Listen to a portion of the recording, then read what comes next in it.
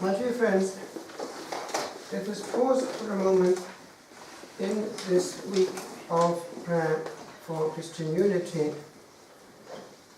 You know that the word ecumenism is linked to the word for the world.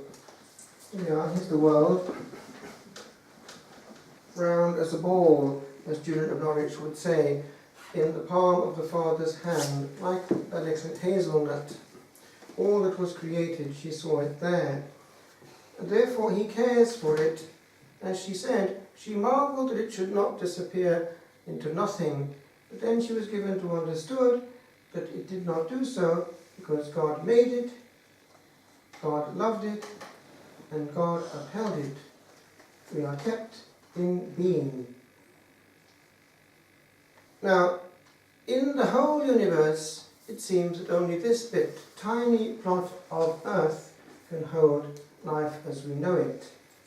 We have the angelic life way before us and above us, but people in bodies, it seems, we are the only ones, because God wanted a little garden. The Garden of Eden is the garden of delight. Eden is pleasure and delight in Hebrew. And there we were, all for us. The object then was that we should make it.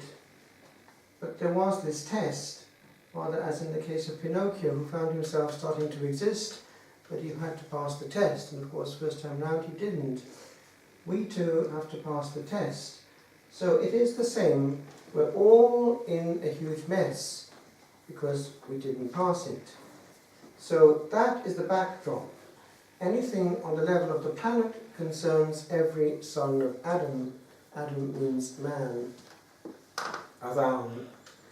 And that is therefore what this week of prayer is about fundamentally. The inhabited part is the ekomeni, the lived-in world. Therefore, let us understand, the Lord is on side, projecting our good forever. Now, that means that when the Lord got involved, the Blessed Trinity got involved personally in the presence of the Son of God on earth, there was a divine project. He was putting it right until the end of time by founding a church. This is and will be his positive will. What happened as time went on was that because of free will, man got in the way. It still functions, but we're in the way. And as time has gone on, some have gone into the way so much of God's project that it has actually been severely damaged. When it happened in the great division between East and West in 1054, therefore after a complete millennium of unity, it happened already with severe damage, but not unlimited, for grace went on in East and West. Why? Because it was more than man. The apostolic succession has and will function there where it is handed on. God honours his own promise. So our brethren in the East have what we have, and actually, we must say so, they do it well. They do not tamper with what they have received. A lesson unto us, who are by tendency independent of mind, and let's say it, presumptuous and proud, as though we were the first in 2,000 years to get it right. But it didn't stop there. As you know, there was the further split. Now, what happened in the West was far more serious, because what came out of the rebellion in what has been not correctly termed really the Reformation, it's more of a rebellion, was so hugely in the way of the divine project that apostolic succession, there where it was broken, was irreparably broken. It just stopped. So from that point on, we have something of a different order. And unfortunately, when it comes to this week of prayer for Christian unity, because of our geographic situation, we can't see further than that bit. We look at our brethren, the Protestants, in this part of the world, forgetting completely the hugely important and more close to us spiritually East. Now, let's get this straight. God, because he's a courteous God and respects what he has done, the free will, because he does not want robots, tried through the church, which he himself had founded, to heal. Hence we have this great ecumenical council which met in 2 series of encounters at Trent eventually, and gave the dogma as it stands and will stand, because there it was thrashed out, point by point, in what we call canons. A canon is protected by the Holy Spirit, because it's a formula which concludes a discourse, and it goes like this, in short, sharp terms in Latin. If someone says that such and such is not the case, or is the case, a-es, anathema sit. Let him be, sit, anathema. It's strong language, but it's saying this is the truth, or at least this is the parameter of the truth. It doesn't necessarily say that all that can be said is said about it in this, but beyond this it's no longer true. Therefore, that is irreformable. And by the way, remember that when it comes to handling any discussion, the sources, because the Vatican Council, that we call the Vatican Council, is the Second Vatican Council, and therefore part of the first one, readjusting some things with regard to the position of the Pope and bishops with regard to the general context of it, because you know what happened in Vatican I, it was briefly interrupted, it had to be stopped because of the Franco-Prussian War. That period, 1870, was very difficult in Europe, and therefore they did not really finish all that could have been said in that whole argument about the structure of the Church and authority. It was completed calmly in the Second Vatican Council. And by the way, the Council Fathers and those who were preparing the Council foresaw that this was going to be the real problem with regard to coming to any kind of formula written down. The whole definition of collegiality and all that question was going to be, in their minds, far more complicated than anything else, e.g. questions of liturgy.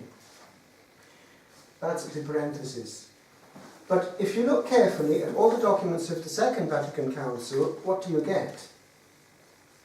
Here we are.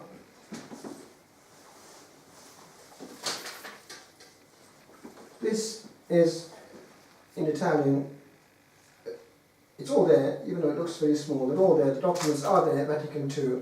What have you got? You've got the text, as you can see, and on every page you've got, in small print, the, if you like, artillery backing it up. And what are they? They are points of authority. That is, to back up a point that they, in this collegial spirit, are making in the name of the Holy Spirit, because they're all voting them and having thrashed them out with great care and detail and much prayer. They are saying, and this is the proof. And in each point made, they give the reference where? Precisely in a point of authority, a canon or whatever from a dogmatic council preceding it, or a declaration from another pope, and so on. In other words, the Church is in continuity with itself. Remember that. We're not the first on this planet with regard to living in church. We are part of a living organism which has a life of its own. So we always look to where we're coming from, and every declaration is understood in context. Which brings me to a point where I wanted to land. The context then is what we're at now in 2014 with regard to what has gone on after all these gettings in the way of man.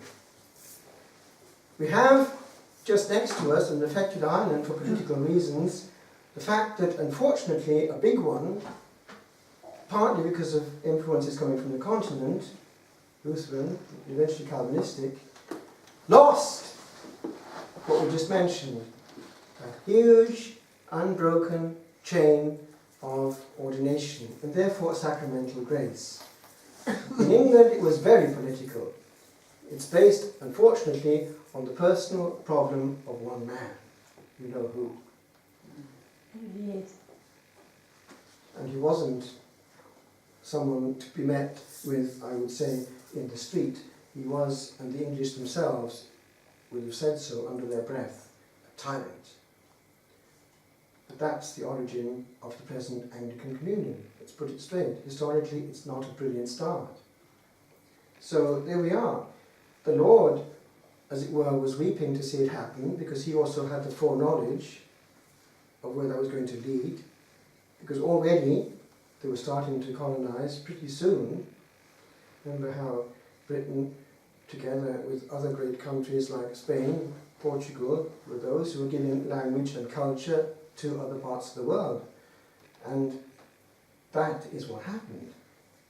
The English thing, already in Ireland, but then India, all those parts of Canada, North America, Australia, whole continent, New Zealand, the countries of Africa which came under English influence, South Africa and so on, all these and any other country on the globe, because they said that the British Empire, the sun never set on the British Empire, underwent this process of receiving an incomplete evangelization. It's big time trouble, a huge victory for someone. And we were involved, as you know, in this land. Now, what therefore happened is this. That same project and desire on the part of the Creator of man and his Redeemer was unchanged in its being on side, and therefore getting into the midst always and trying his best to keep souls from being lost. So what happens? I'll take you back in time. When growing up, now this is important in this week, I, as a child, was listening to what I was being told at home and in chapel, which is actually a very good chapel. And our Sunday school teacher, actually still alive, was a holy man, a brilliant man. Became actually judge eventually. And he had been through the Oxford Min and all the rest of it, but he was so balanced that he would tell us everything.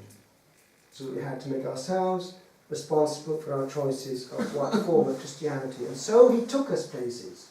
He took us to the Eastern Orthodox Church, the liturgy itself in Cardiff, took us to the synagogue, he took us to the Catholic Church, he took us to the Quakers, he took us to places of historical importance in the history of Wales, revivals and so on, in a little minibus.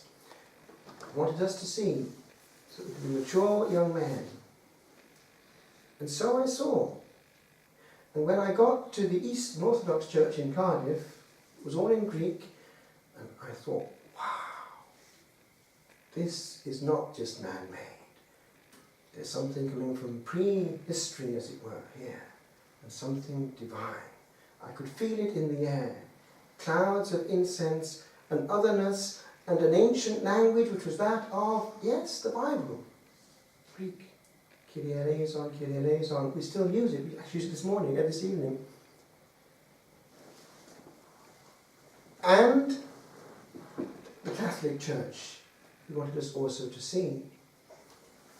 And at that stage, late 60s, early 70s, it wasn't quite so different. There was a lot of the East and the West in common, the otherness. You could feel it again there. And especially because my parents were language teachers, I was up against it. Why? Very early, in fact, right through childhood and adolescence, being either taken or sent backwards and forwards to the continent. Where? To any town or village, practically, which had what? Not what we had in every village in Wales, 5 chapels or so, all different, but one. Every church was the same. And you could go to anyone and hear the same thing. And you knew instinctively, even at the age of 13, why is this so powerful compared with our fragmented thing? And it was very, very uncomfortable. Especially because heading for the ministry, as I thought at that stage, I was going to be giving my life to what? Is it what Christ founded? So, this brings me to what I want to say. The Lord, in this grace of our time, which was the experience of the Second Vatican Council, was addressing all this situation in which we find ourselves. And one or two of you are actually old enough to have seen in that period of your youth, it would have been, a fairly radical change of attitude. Do you remember that it was not at all allowed to go to a non-Catholic church? Mm-hmm. It was quite severe. Bit by bit, the feeling coming through was this: we have more in common in the divine life of grace flowing in our spiritual veins with our brethren who are united by baptism, fundamental issue, baptism, than what is dividing us. And that is actually a pretty big change of emphasis. And it's precisely the backdrop to this week, although it had origins way back in the early 1900s. Now, I want to take you for a few seconds through just one small but central part of the actual theology of the Church given in the Second Vatican Council. It's in the dogmatic constitution of the Church. And that word is there, dogmatic, which actually means you're handling theology and not just pastoral issues. It's the facts. Lumen Gentium, light of the nations. A very important document of the Council which goes into the very essence of the Church and defines it. Now, it's been abused because what happens sometimes is that one actually goes into, for instance, number 16 and says the nice bits, but deliberately misses out the last bit, which is there and can't be ignored. Now, number 8, first of all, of this constitution. Christ, sole mediator, constituted on earth and incessantly sustains his holy church. And on it goes, but it talks about as a visible organism across which or through which he diffuses for all truth and grace. That's from St. John. It goes on to this fact that there is this, therefore, tendency to identify the structure with the grace here on earth. It's actually saying something quite important there. And it goes into this definition that the Catholic Church, the one founded by the Lord, subsists, that's the word, subsists in the one Roman Catholic Church. Now, do you see where that's going to be a problem for our Eastern brethren? Because the structure of the Church until then was seen thus across the board. You had the structure from the beginning founded on the apostles, apostolic. What happened? Points of diffusion became fulcral points of structure. Jerusalem. James, the first bishop of Jerusalem. Still very important. And it's in the hand of his successor, the Patriarch of Jerusalem. The Greek one has to be because of succession in geography and time, unbroken, is the one who has the Easter miracle in his hands every Holy Saturday, the Holy Fire. Only he in the Holy Sepulchre, united by the finger of God. Now, Antioch, as you know in the Acts, was the first point where they were called Christians and where they started to diffuse it big time around the Mediterranean basin.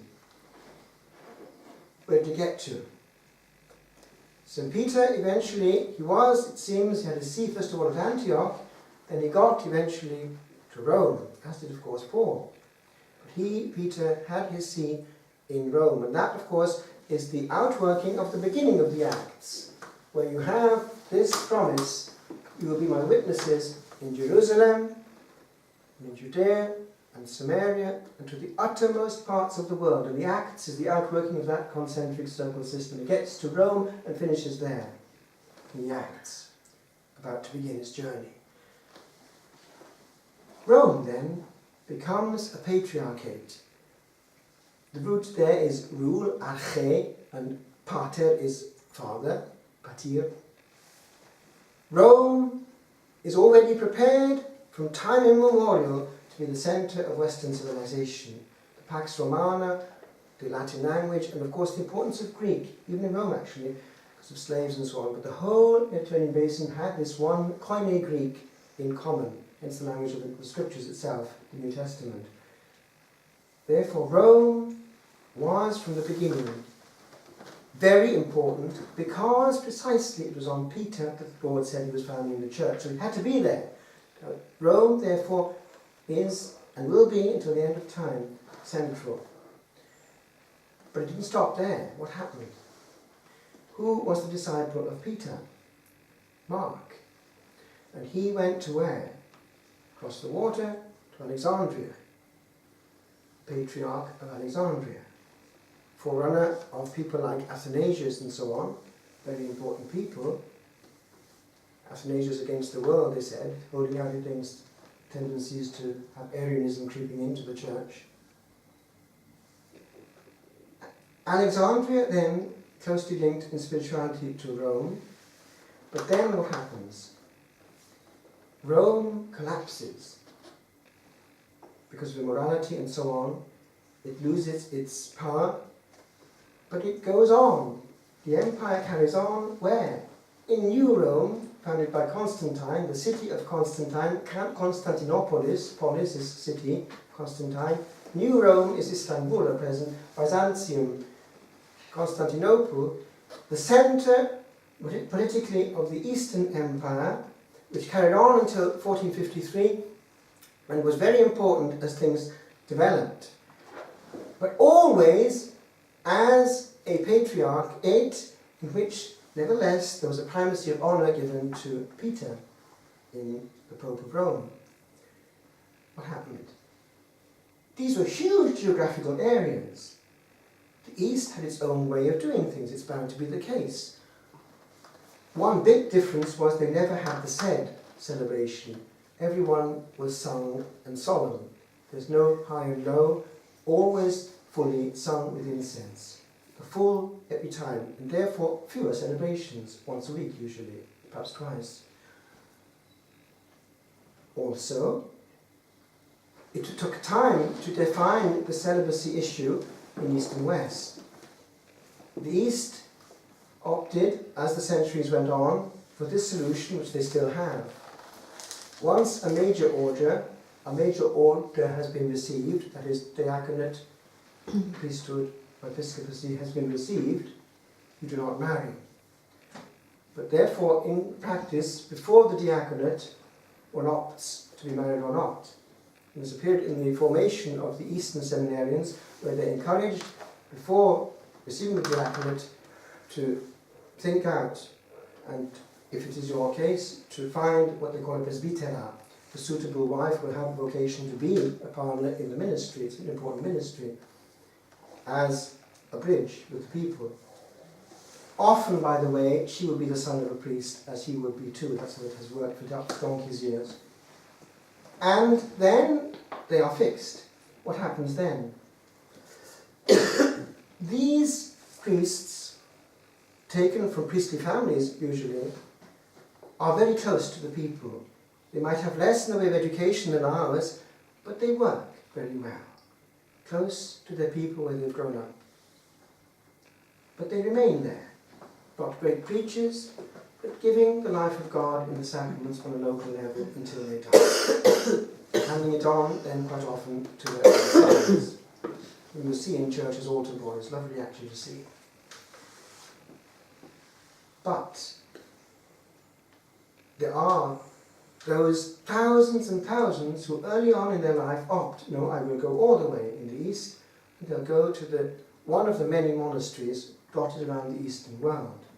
They become monks, and a certain proportion will be ordained, and a certain proportion will become superiors. Now, in the East, the question of the bishop has been kept apart. Never, ever will a bishop be from the married clergy. The result is this. They have, say what you like, in the East, a certain power of spirituality pervading, yes, down to the lower levels, precisely because at the top you have men formed in hours of prayer and austerity. Men who have never got into the family thing once they've opted for the monastery, and have been formed not by hours and hours of dialogue in noisy assemblies, but in the cloisters of the East. People, therefore, who have a word from God for their people, and these are the preachers. So in the East, it's a whole different way of approaching the way in which the structure of the church in practice operates. It has always worked, and works certainly for so bother right now. In the West, the question of celibacy was pretty important from early on, even for the lower clergy, and therefore from the subdiaconate on, it was the choice. At that point, there was no more marrying at all, and even now, if a deacon, a permanent deacon, is married, he does not remarry should his wife die in the West, because it's in a major order. Now, what happened then? That was already the backdrop to a cultural separation between East and West. In 1054, there came in a huge spanner in the works. A theological division also came in. The clause, he proceeds from the Father and from the Son, which was never in the creed as given by Nicaea and Constantinople. That's the basis of the present creed we have on a Sunday. It was seen as an intrusion by the East. It came in bit by bit in the West to complete the picture, but they did not like it one little bit. So one thing led to another, very unpleasant actually. And in 1054 we got to such a pitch that East and West excommunicated each other, which was unthinkable in the first millennium. It was patched up momentarily in 1439 in the Council of Florence, where the East did actually come and dialogue it point by point and gave an acceptable interpretation of the way the West was handling the Trinity. But it wasn't accepted by the people when the bishops got back to the East. So that's where we're at. Okay, that explains the structure of the church as it is. But the popes have been wanting in these recent times to get the church to breathe again, as John Paul II said, with its two lungs. Therefore, looking to the East is our first duty. What happened then? We had then other heresies. No, that's not heresy, that's a schism. A split, we say. Schism means split. We had heresies coming in as time went on in the West. And when it came to 1517, 1521, you had this big leverage coming from an important Middle European country, Germany. You had this monk, an Augustinian, Luther, who was brilliant, who started off well actually, but then, when he found a following, became independent in mind. And you had this pinning up of these clauses on the wall of a church.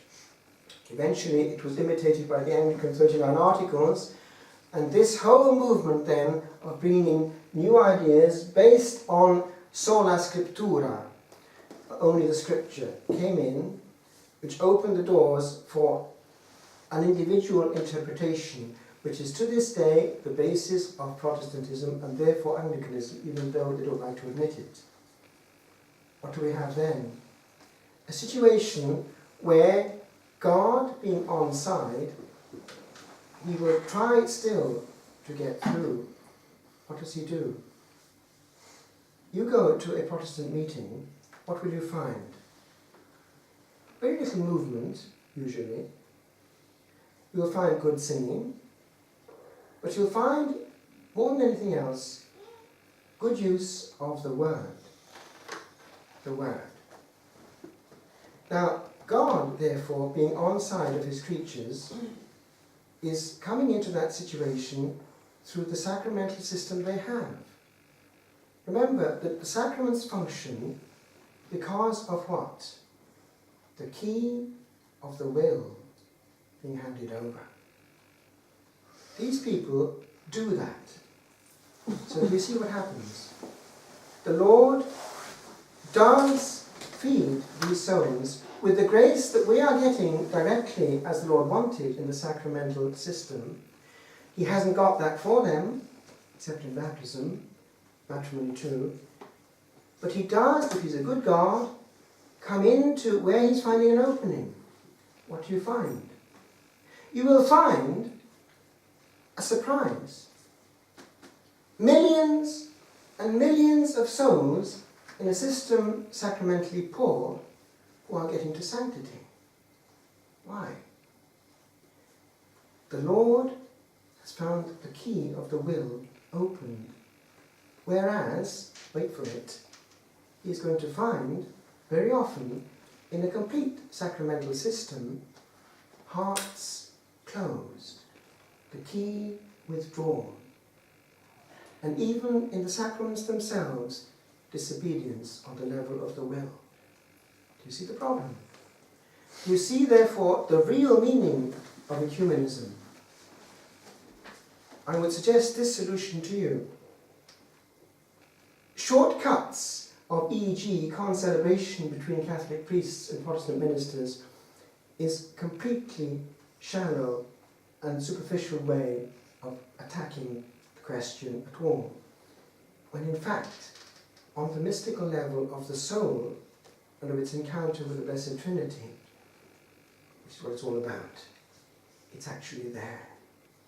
We are closer, spiritually and in the mystical realm, to brethren who genuinely in prayer are opening the will, than we are spiritually to many of our brethren who have the complete sacramental system and even dogmatic system, but have not yet handed over that key. That, I would suggest, is the deeper meaning of this week.